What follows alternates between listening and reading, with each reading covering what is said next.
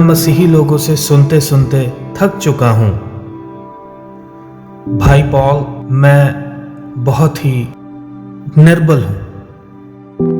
आप कहते हैं भाई पॉल, आपने अपना प्रचार ये कहते हुए शुरू किया कि आप कमजोर हैं, तो हम क्यों नहीं कह सकते? पर मैं आपको इसका वाक्यांश या इसका अर्थ बताना चाहता हूं कि सबसे पहले आप निर्बल नहीं हैं, और मैं ये साबित कर सकता हूं। पिछले हफ्ते में आपने कितना समय परमेश्वर के वचन में बिताया कि आप उसको जाने, और प्रार्थना में ये जाना कि परमेश्वर और उसके काम के बिना आप इसको पूरा नहीं कर सकते हैं।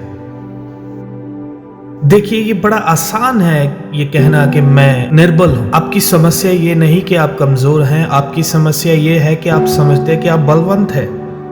और मैं आपके आत्मिक जीवन को देखकर ये साबित कर सकता हूं। आपने देखा, हमारा समस्या ये नहीं कि हम बहुत निर्बल हैं, परंतु हमारा समस्या ये है कि हम अपनी निर्बलताओं को जानते नहीं हैं। क्या आप इसे देखते हैं? इसलिए मसीही इतिहास में दास दासी जो परमेश्वर की ओर से अद्भुत रीति से इस्तेमाल हुए हैं, उन सब लोगों में एक बात सामान्य है कि वे अपनी निर्बलताओं को जानते हैं।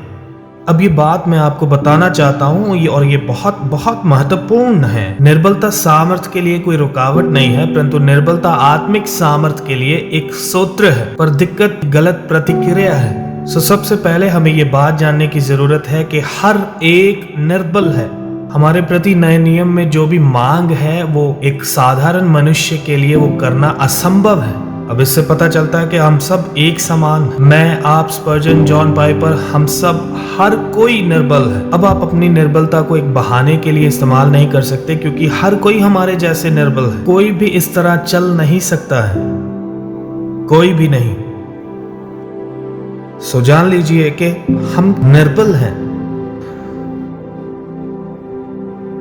तो सवाल है कि फिर हम करें क्या? बहुत से मसीही निर्बल होने के लिए मुंह बनाते हैं, क्योंकि ये ज्यादातर मसीही लोगों के द्वारा कहा जाता है कि वो निर्बल है। दूसरे लोगों के द्वारा भी ये बात आम तौर पर कही जाती है क्योंकि वे इस बात को पाप के लिए एक बहाना करके इस्तेमाल करते हैं।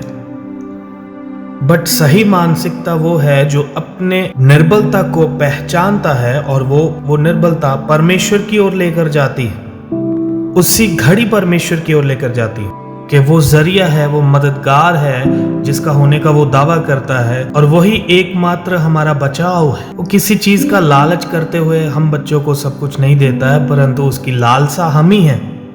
समस्या ये है कि हम नहीं जानते कि हम कमजोर हैं, या फिर हम जानते हैं कि हम निर्बल हैं और निर्बलताओं में ही रहना चाहते हैं। बात यह है कि आपकी निर्बलता आपको परमेश्वर की ओर लेकर आना चाहिए, पर एक समस्या है। आइए अंदर झांक कर देखते हैं। आपका हृदय आपको दोष देता है और शैतान आपके हृदय की मदद करता है। मैं कल रात किसी से मिला और लंबे समय तक मेरी उनसे बातचीत चलती रही। एक प्यारी छोटी बच्ची मेरे पास आई। वो अपनी निर्बलताओं को जानती थी, वे अपने दोष जानती थी, वे अपने पाप जानती थी, और उसको इस बात की पहचान थी कि उसके जीवन में कुछ ऐसा है जिसके ऊपर वो जय नहीं पा सकती। बट उसकी दिक्कत ये थी, वो अपने पाप को देखती है और शैतान के कार्य के अनुसार, और कई बार हमारा हृदय हमको दोष देता है, और वो अपने आप को एक सजा के डिब्बे में रखती थी जब भी वे पाप करती थी। हम इस समय परमेश्वर के पास नहीं जा सकते। आप परमेश्वर का यूं ही पीछा नहीं कर सकते हैं। आपने कल पाप किया और मन फिराया, और आज आपने माफी मांगी, और वही चीज आपने आज फिर से दोहराई, और अब आप परमेश्वर का पीछा कर रहे हैं। आप पाखंडी हैं। क्या यही नहीं है जो हम करते हैं? सोचते हैं, हम पाप करते हैं जो हमने पहले भी किए हैं, जिसके लिए हमने पश्चाताप भी किया, और हम ऐसा सोचते हैं कि हमें कुछ समय के लिए अपने आप को एक सजा के डिब्बे में डालकर रखना पड़ेगा, थोड़े समय के लिए, कम से कम थोड़े दिनों के लिए, ताकि हम अपना धार्मिकता थोड़ा बना कर आए इससे पहले कि हम परमेश्वर के सामने जाएं। हम ऐसा ही सोचते हैं। हर बार जब मैं ये पाप करता हूँ उसी घड़ी मैं परमेश्वर के पास जाता हूँ और ना सिर्फ माफी मांगता हूँ, मैं उम्मीद भी करता हूँ कि मुझे माफी मिलेगा। क्या ये पाखंड नहीं है? हम ऐसा ही सोचते हैं। क्या परमेश्वर को हमने माफ करने वाली मशीन समझा है? नहीं, ये बिब्लिकल है, ये बाइबल पर आधारित है।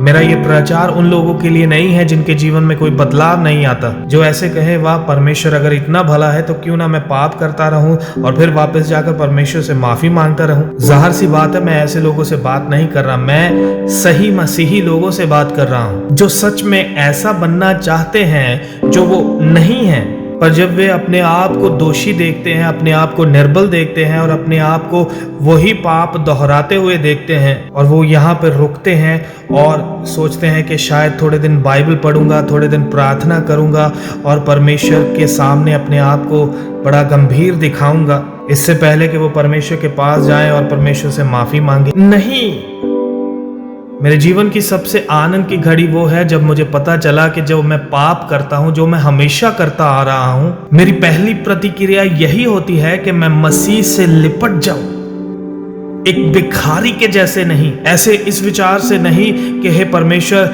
मैं यहां हूं, मुझे सजा दो। नहीं, मैं मसीह को पकड़ लेता हूं और उससे कहता हूं मुझे तुम्हारे वायदों पर विश्वास है।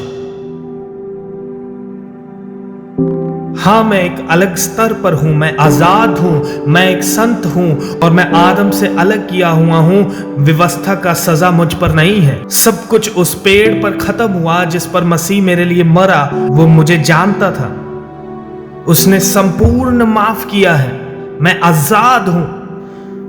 ये सच में शानदार है।